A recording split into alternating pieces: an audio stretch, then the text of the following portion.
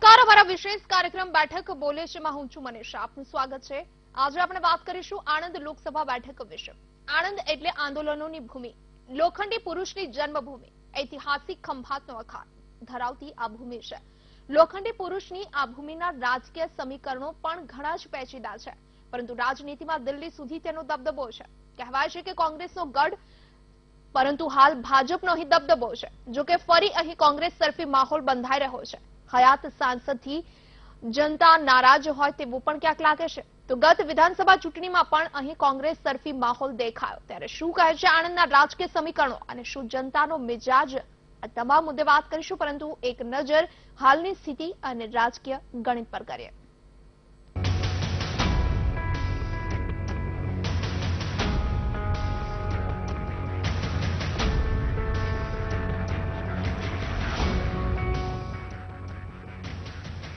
એક એવી ભૂમિ જે ફળદ્રુપ, ઉપજાઉ અને હરિયાળીથી એટલી હરીભરી છે કે આંખોને ઠંડક આપે, અને તેથી જ તેને ચરોતર કહેવાય છે.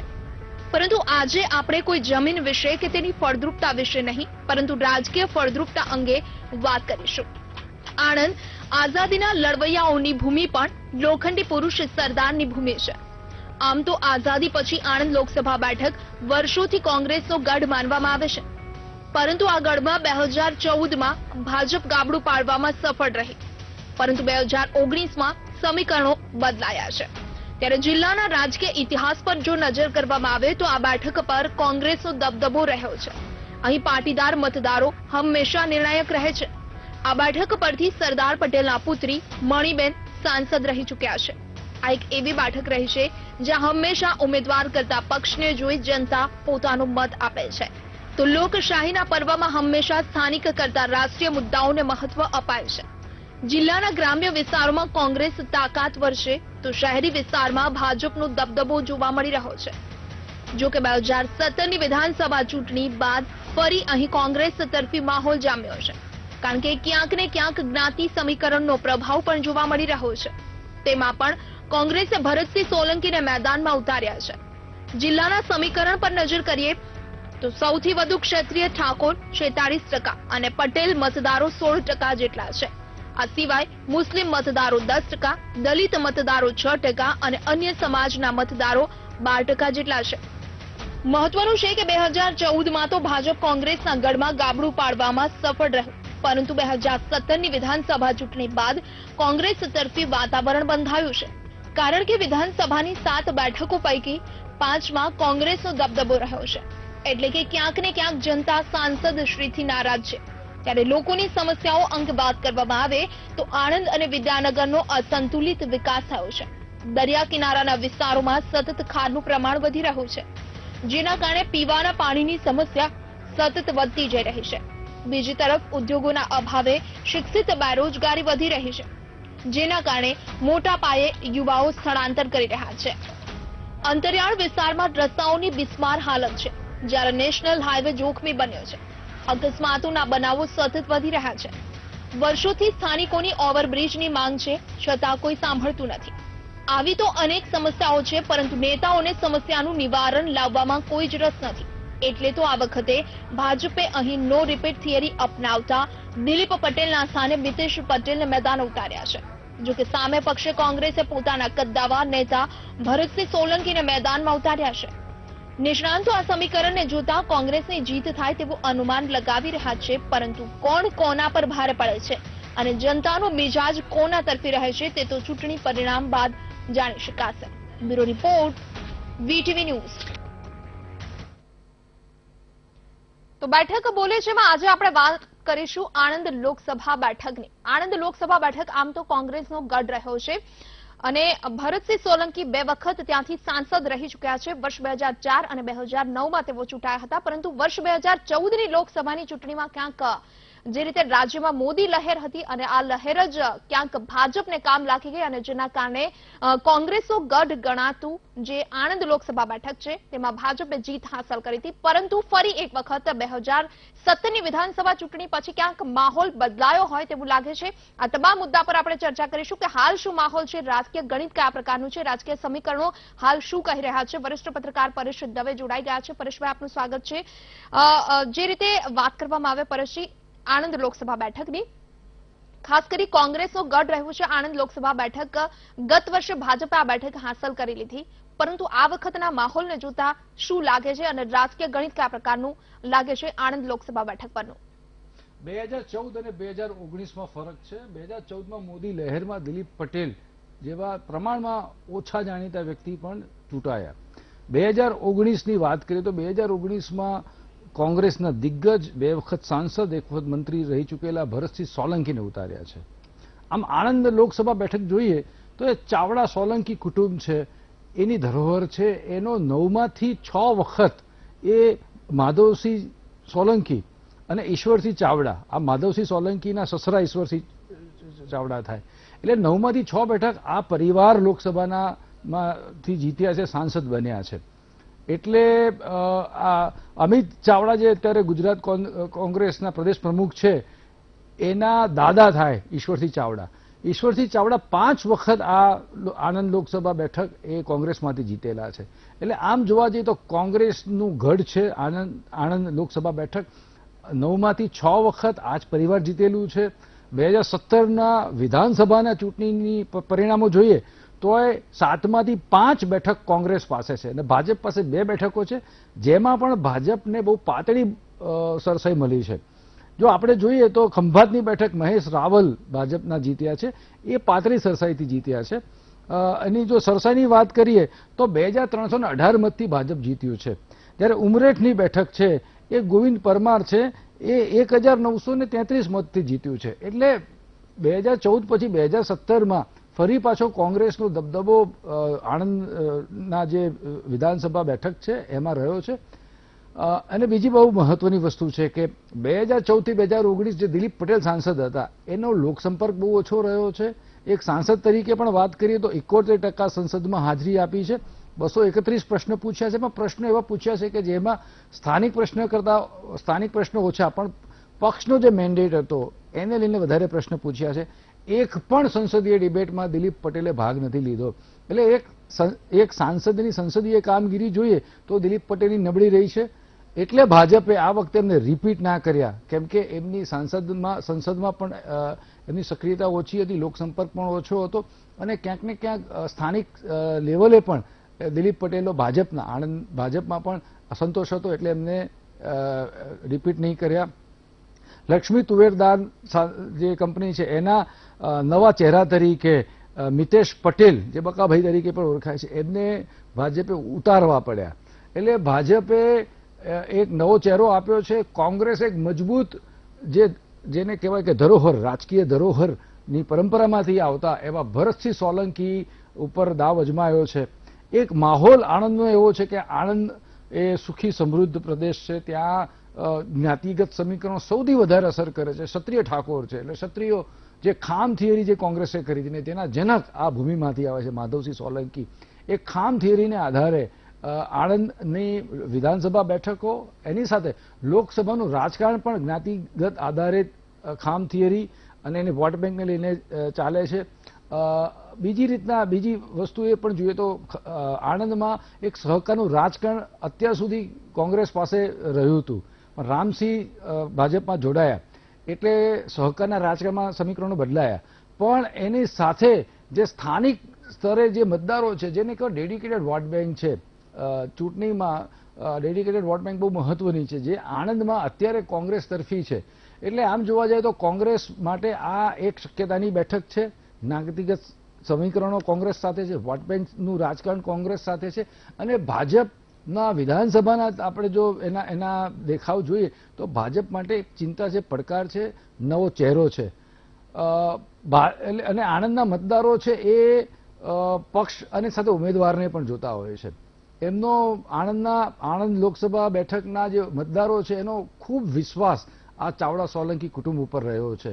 એટલે 5 વખત ઈશ્વરસિંહ ચાવડાને જીતાડ્યા, 2 વખત માધવસિંહ સોલંકીના દીકરા ભરતસિંહ સોલંકીને સાંસદ તરીકે એમને જીતાડ્યા. એટલે ત્રીજી વખત ભરતસિંહ સોલંકી લોકસભાના ચૂંટણીમાં ઉતરે છે. જ્ઞાતિગત સમીકરણો, હાલની રાજકીય પરિસ્થિતિને જોતા આણંદમાં કોંગ્રેસ માટે એક આશાનું કિરણ છે. પરેશજી, ખાસ કરી વાત કરવામાં આવે તો ભાજપ માટે આ વખતે આ બેઠક જીતવી ક્યાંક ખૂબ મુશ્કેલ હોય તેવું લાગે છે, કારણ કે કોંગ્રેસનો ગઢ પહેલાથી રહ્યો છે. ભરતસિંહ સોલંકી 10 વર્ષ સુધી ત્યાં સાંસદ રહી ચૂક્યા છે. પરંતુ ખાસ જીત માટેના ફેક્ટરની વાત કરીએ તો કયું એવું ફેક્ટર છે કે જે અહીં હાર અને જીત નક્કી કરતું હોય છે? આણંદમાં સૌથી મહત્વનું ફેક્ટર છે એ જ્ઞાતિગત સમીકરણો. મધ્ય ગુજરાતની સીટ છે, તમે જુઓ તો આણંદની પછીનો જે વિસ્તાર છે દક્ષિણ ગુજરાતનો વિસ્તાર આપણે કહી શકીએ. આણંદમાં જ્ઞાતિગત સમીકરણો, ખામ થિયરીને કારણે જે આખી એક વોટ બેંક ઊભી થઈ છે એ બહુ મહત્વની છે. ખાસ કરીને ક્ષત્રિયો, આણંદની વાત કરીએ તો ક્ષત્રિય ઠાકોર જે છે, બારૈયા જાતિના જે ક્ષત્રિય છે એ ક્ષત્રિયોની સંખ્યા આણંદમાં સવિશેષ છે. ત્યારબાદ પાટીદારો છે. હવે આ પાટીદારો છે, ચરોતરના પાટીદારો, એ સૌરાષ્ટ્રના અને ઉત્તર ગુજરાતના પાટીદારો કરતા અલગ છે. સહકારી પ્રવૃત્તિ સાથે પાટીદારો સંકળાયા. સહકારી પ્રવૃત્તિનો લાભ ઓવરઓલ આણંદના ગામને, આણંદના મતદારોને વધારે મળ્યો. એટલે અન્ય જ્ઞાતિના જે નાગરિકો છે એ પણ સહકારી પ્રવૃત્તિમાં જોડાયા અને સહકારી પ્રવૃત્તિનું એક રાજકારણ થયું. અમૂલ એ વિશ્વવ્યાપી કેન્દ્ર છે, એક એનું ઉત્તમ ઉદાહરણ છે. અત્યારે અમૂલનું જે આખું રાજકારણ છે, તો અમૂલનો જે સુકાન છે એ ભાજપ પાસે છે, કેમ કે રામસિંહ પરમારે ભાજપમાં જોડાયા છે. પણ એની જે આખી જ્ઞાતિગત સમીકરણોની જે અસર છે આણંદના લોકસભા બેઠકના વિસ્તારોની, એ ખામ થિયરીને આધારે, ખામ થિયરીને જનક અહીંથી આવેલા છે. એટલે ખામ થિયરી, વોટ બેંકનું પોલિટિક્સ, સ્થાનિક મુદ્દા અને જે આ બે કુટુંબ છે, ચાવડા અને સોલંકી કુટુંબ, જે વર્ષોથી જીતતા આવ્યા છે, એને લઈને આણંદમાં કોંગ્રેસનો હાથ હંમેશા ઉપર રહ્યો છે. ઉપર રહ્યા કરતા મજબૂત રહ્યો છે. ભાજપ ઓછી સરસાઈથી જીતે છે. ભાજપ માટે પડકાર રહે છે. એટલે આણંદ છે એ કોંગ્રેસ માટે એક આશાની બેઠક છે. એક જીતની શક્યતા, 2019માં જીતની શક્યતા આપણે કહીએ કોંગ્રેસને કહીએ તો એ આણંદ બેઠક માટે આપણે કહી શકાય. એની સામે ભાજપની વાત કરીએ તો ભાજપે દિલીપ પટેલને રિપીટ નહીં કર્યા. એટલે એક જેને કહેવાય, આજે જ નરેન્દ્ર મોદી ત્યાં આગળ સભા કરવાના છે. આ એક ભાજપના એક આંતરિક મૂલ્યાંકનમાં પણ આ આણંદ બેઠક નબળી છે, પડકાર છે એવું આવ્યું છે. પણ જે એક બેઠકથી જ્ઞાતિ સમીકરણોને બહુ કેટલું ઇન્ફ્લુઅન્સ કરી શકાય એ બહુ મહત્વની વસ્તુ છે. એટલે આણંદ બેઠક છે એમાં જ્ઞાતિગત સમીકરણો, રાજકીય પરિસ્થિતિ એ અત્યારે કોંગ્રેસને સપોર્ટ કરે એવું વધારે લાગે છે. પરેશજી, ખાસ કરી આણંદ બેઠકની વાત કરીએ તો આણંદ બેઠકમાં એવું પણ કહેવાય છે કે ગ્રામ્ય કક્ષામાં કોંગ્રેસ મજબૂત છે, પરંતુ શહેરી વિસ્તારમાં ક્યાંક ભાજપ મજબૂત છે. એટલે એવો ટ્રેન્ડ રહ્યો છે કે નગરોમાં, શહેરોમાં ભાજપનો દબદબો રહ્યો છે અને ગ્રામ્ય વિસ્તારમાં કોંગ્રેસનો દબદબો રહ્યો છે. કે કોંગ્રેસ હંમેશા, એટલે તમે જુઓ તો 80 પછીના દાયકામાં કોંગ્રેસે ગરીબી હટાવવાની આખી વાત કરી. એનાથી ગ્રામીણ જે મતદારો છે એની વોટ બેંક બને છે. ગુજરાતમાં ખાસ કરીએ તો ખામ થિયરી, જ્ઞાતિગત રાજકારણ પણ કોંગ્રેસ લાવ્યું અને એને લીધેની એક વોટ બેંક ગ્રામીણ ક્ષેત્રમાં ઊભી થઈ છે. 1989ની વાત કરીએ, 1989માં રામ મંદિરનું જે આંદોલન થયું એનો સૌથી વિશેષ પ્રભાવ એ જેને કહેવાય કે ઉત્તર અને પશ્ચિમ ભારતમાં પડ્યો, જેમાં ગુજરાતમાં સૌથી વધારે પ્રભાવ પડ્યો કે સોમનાથથી રામ મંદિરની યાત્રા શરૂ થઈ હતી. અને આપણે જોઈએ પણ છે કે ગુજરાતની જે લોકસભાના પરિણામો છે એ 89 પછી ભાજપના તરફી આવ્યા છે. 89 પછીની જે ચૂંટણી થઈ એમાં 26માંથી 23 બેઠકો એ ભાજપ લઈ આવેલું. એટલે નગરો અને શહેરોમાં ભાજપનો દબદબો છે. એક હિન્દુત્વના મુદ્દાને લઈને, સલામતીના મુદ્દાને લઈને, અને જ્યાં જ્યાં ભાજપ શરૂઆતમાં સ્થાનિક સ્વરાજની ચૂંટણીમાં સ્થાનિક જીત્યું ત્યાં એમને વિકાસના કામો, ખાસ કરીને જેને કહેવાય ભૌતિક કામો વધારે કર્યા. એટલે નગરો, એટલે તાલુકા મથક, જિલ્લા મથક અને શહેરો, નગરો, એમાં ભાજપે ભૌતિક કામ સારા કર્યા. એટલે ભાજપે એક વોટ બેંક નગરોમાં, શહેરોમાં ઊભી કરી, જેનો લાભ ભાજપને સ્થાનિક સ્વરાજની ચૂંટણીમાં, વિધાનસભા અને લોકસભાની ચૂંટણીમાં સીધો દેખાય છે. પણ આણંદ લોકસભા બેઠકની આપણે વાત કરીએ તો એ ખૂબ જ જ્ઞાતિગત સમીકરણથી પ્રભાવિત બેઠક રહી છે. એટલે શહેરીઓ કે ગ્રામ્ય, તમે જો એના શહેરી વિસ્તારમાં રહેતા પાટીદારો, જે ચરોતરી પાટીદારો છે, એ ચરોતરી પાટીદારો છે એ હંમેશા કોંગ્રેસ સાથે રહ્યા છે. તમે જો દિનસા પટેલ ખેડામાંથી આટલા લાંબા સમય સુધી જીતતા આવેલા છે. એ રીતના આણંદની પણ વાત કરીએ તો આણંદમાં ક્ષત્રિય ઠાકોરની સાથે પાટીદારો જોડાયા. સહકારી પ્રવૃત્તિમાં પાટીદારો આગળ રહ્યા, રાજકીય પ્રવૃત્તિમાં ક્ષત્રિય ઠાકોર આગળ રહ્યા અને ક્યાંક ને ક્યાંક બંને જે મોટી વોટ બેંક છે જોડાયા. એની સાથે કોંગ્રેસને લાભ મળ્યો એ દલિત વોટ બેંકનો, મતદારોનો અને મુસ્લિમ વોટ બેંકનો. એટલે કોંગ્રેસ પાસે એની પરંપરાગત વોટ બેંક હંમેશાથી રહી છે અને હંમેશાથી કોંગ્રેસની વોટ બેંક 2014ને બાદ કરતા મોદી લહેરમાં દિલીપ પટેલ જીત્યા હતા ત્યારથી તો એ લાભ હંમેશા કોંગ્રેસ સાથે રહ્યો છે અને કોંગ્રેસે એ લાભ, જ્ઞાતીય ગણિતનો લાભ, સામાજિક સમીકરણનો લાભ, જેને સોશિયલ એન્જિનિયરિંગ કહે, એનો લાભ એનો ચૂંટણીમાં લીધો છે. અને એ જે કહેવાય કે કોંગ્રેસની વોટ બેંક એ આણંદમાં જળવાઈ રહી છે. એટલે 2019માં પણ જે ભરતસિંહ સોલંકીને ઉતાર્યા છે કોંગ્રેસે, ખૂબ વિચારપૂર્વક ઉતાર્યા છે. 2 વખતના સાંસદ છે, એ ટક્કર આપી શકે એમ છે મિતેશ પટેલને.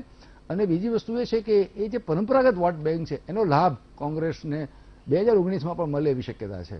પરંતુ ખાસ કરી સ્થાનિક વિસ્તારની સમસ્યાની વાત કરીએ તો સ્થાનિકો માટે અત્યારે જે પ્રાથમિક અમુક સુવિધાઓ નથી, આ સિવાયના કયા કયા પ્રશ્નો છે આણંદ લોકસભા બેઠકમાં?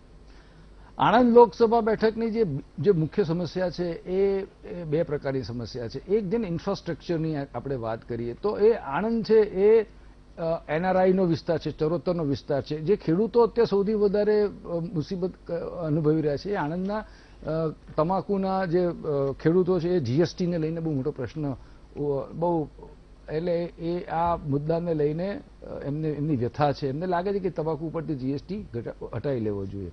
બીજો પ્રશ્ન છે ઇન્ફ્રાસ્ટ્રક્ચરનો કે આણંદને પેરેલલ એક્સપ્રેસ વે અને બીજો નેશનલ હાઈવે જે છે ત્યાં ઓવરબ્રિજની સમસ્યા, એટલે ઓવરબ્રિજની માંગ વધારે છે.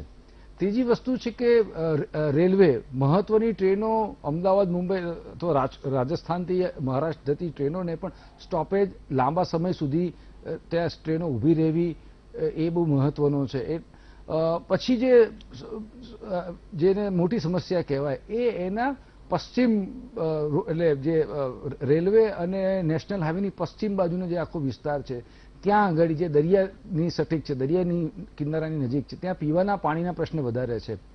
ચોથો બહુ મહત્વનો પ્રશ્ન છે કે નહેરોને લીધે અહીંયા પાણી એ સમસ્યા નથી પણ પાણીની ગુણવત્તા એ સમસ્યા બનતી જાય છે. વર્ષોથી નહેરથી સિંચાઈથી ખેતી થાય છે, પાણીના જે સ્તર છે એ ઊંચા છે, એને લીધે પાણીના ખારાશના પ્રશ્ન છે, જમીન બી ભાબરી ક્યાંક બનતી જાય છે અને દરિયા કિનારાનો જે ખાર છે તારાપુરથી લઈને જે આખો વિસ્તાર છે ત્યાં વધતો જાય છે.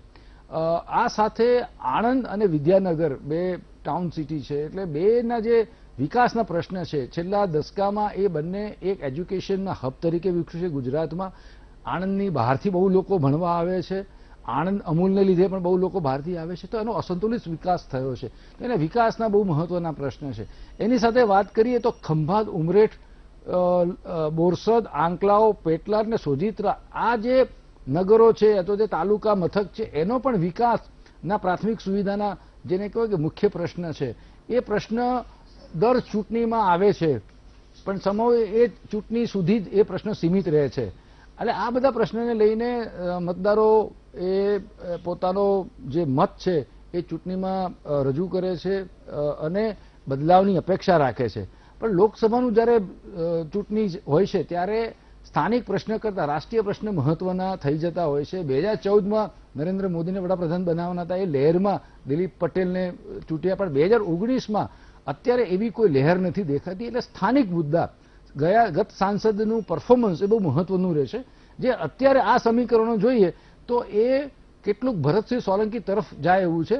ભાજપ એક પક્ષ તરીકે એ પ્રચાર કરે છે ઉમેદવાર કરતા, અને ભરતસિંહ સોલંકી વ્યક્તિ અને એમને જે કોન્ટ્રીબ્યુશન કર્યું છે એને લઈને પ્રચાર કરે છે. એટલે આ બંને મુદ્દામાં છેવટે જે ઉમેદવાર જે સ્થાનિક પ્રશ્નોને ઉકેલવા માટે જો મતદારોને લાગશે કે આ બંનેમાંથી એક ઉમેદવાર જે છે કે જે અનુભવી છે અથવા તો જે અમારા પ્રશ્નો દૂર કરશે એ તરફ ઝોક રહે એવું અત્યારનો આણંદનો માહોલ છે. જી બિલકુલ, તો કહી શકાય કે 2014માં ક્યાંક મોદી લહેરના કારણે કોંગ્રેસના ગઢમાં ભાજપ જીત હાંસલ કરી હતી, પરંતુ 2017ની વિધાનસભા ચૂંટણી પછી ક્યાંક માહોલ બદલાઈ ગયો છે અને કોંગ્રેસ તરફી પવન હાલ ફૂંકાઈ રહ્યો છે. આ ચર્ચાને આપણે આગળ વધારીશું. રોકાયેલ બ્રેક. બેઠક બોલે છે માં આજે આપણે ચર્ચા કરી રહ્યા છીએ આણંદ લોકસભા બેઠકની. કેવો છે જનતાનો મિજાજ, શું છે રાજકીય સમીકરણો, આ વખતનો માહોલ કેવો છે, આ તમામ મુદ્દા પર ચર્ચા થઈ રહી છે. સંદીપ રાજપૂત અમારા સંવાદદાતા પણ અમારી સાથે લાઈવ જોડાઈ ગયા છે.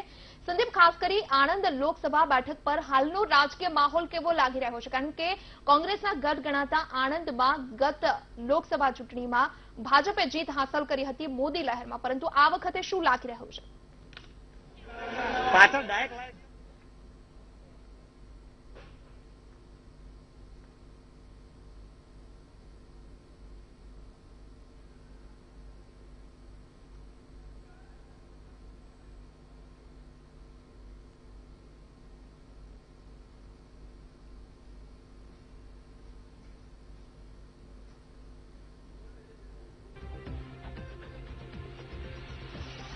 સંદીપ,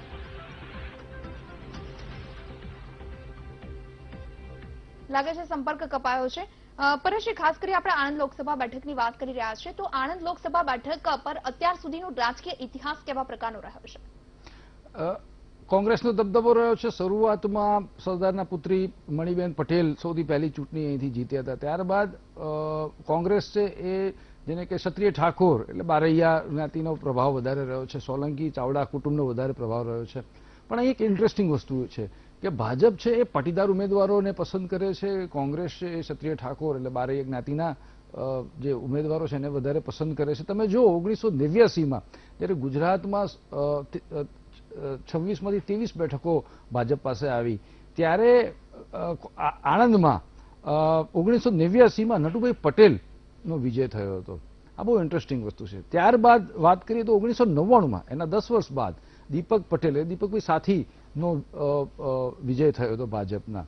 અને ત્યારબાદ 2014માં દિલીપ પટેલનો વિજય ભાજપમાંથી થયો. એટલે ભાજપ પાટીદાર ઉમેદવાર પર આધાર રાખે છે, કોંગ્રેસ ક્ષત્રિય ઠાકોર ઉમેદવાર પર આધાર રાખે છે. એટલે ક્યાંક ને ક્યાંક આ જે આણંદ છે એ જ્ઞાતિગત સમીકરણોને લઈને જ બંને મુખ્યધારાના પક્ષો ભાજપ અને કોંગ્રેસ જાય છે અને જ્ઞાતિગત સમીકરણ જ આ સ્થાનિક રાજકારણ નક્કી કરે છે. અને લોકસભા હોય કે વિધાનસભા, આ ચૂંટણીનું વિજેતા પણ આ જ્ઞાતિગત સમીકરણના આધારે નક્કી થાય છે. જે બિલકુલ કહી શકાય, આણંદ લોકસભા બેઠક પર જ્ઞાતિગત સમીકરણ ખૂબ જ મહત્વનું રહે છે અને પરિણામ માટે આ ફેક્ટર ખૂબ મહત્વનું ગણી શકાય. આ ચર્ચાને આગળ વધારીશું. રોકાઈએ વધુ એક બ્રેક માટે.